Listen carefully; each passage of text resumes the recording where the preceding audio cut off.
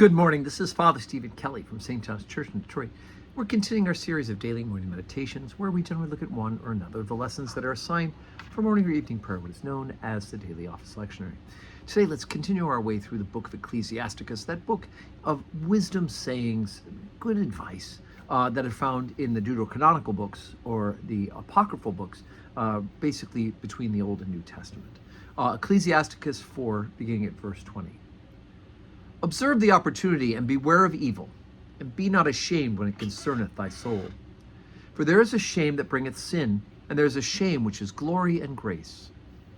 Accept no person against thy soul, and let not the reverence of any man cause thee to fall.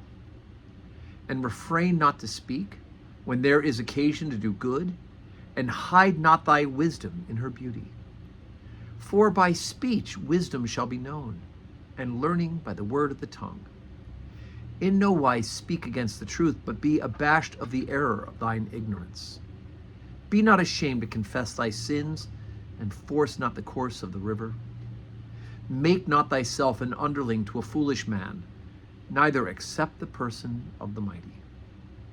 Strive for the truth unto death, and the Lord shall fight for thee. Be not hasty in thy tongue, and in thy deeds slack and remiss. Be not as a lion in thy house, nor frantic among thy servants.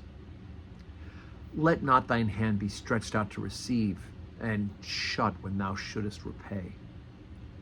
Set thy heart upon thy goods, and say not, I have enough for my life. Follow not thine own mind and thy strength to walk in the ways of thy heart. And say not, who shall control me for my works? For the Lord will surely revenge thy pride. Say not, I have sinned, and what harm hath happened unto me? For the Lord is long-suffering, and he will in no wise let thee go.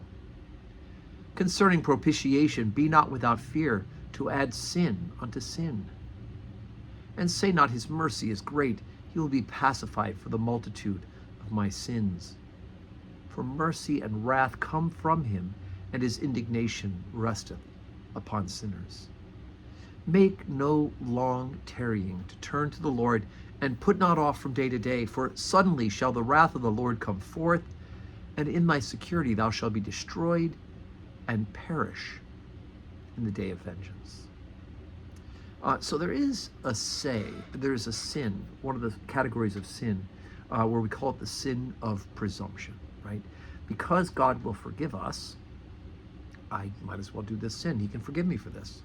There's a book called The Snakebite Letters, written by Dr. Peter Kraft, which are based on the same genre as the Screwtape Letters of C.S. Lewis. And Dr. Kraft will be the first person to tell you he's trying to rip off that genre in order to make some points. And one of the things that he has the junior devil being told by the senior devil, right? Remember, it's written from the aspect of those who are trying to trick Christians out of their faith. The senior devil tells the junior devil that when the person, the new Christian that you're trying to deceive, is thinking about sin, remind him of God's mercy. And then as soon as he sins, remind him of God's wrath. Right? Maybe it should be the other way around. Right? We should avoid sin because we love God and we joy to do good. And we should avoid sin because we don't want God to be upset with us. We don't want God to be disappointed with us. But if we do sin, we need to remember that God is merciful. But let's not reverse the order, right? Say not his mercy is great, but he will be pacified for the multitude of my sins. For mercy and wrath come from him, and his indignation resteth upon sinners. And of course, he also says that, think, hey, I sinned, but God doesn't seem to be upset. The good news is he's very patient with us.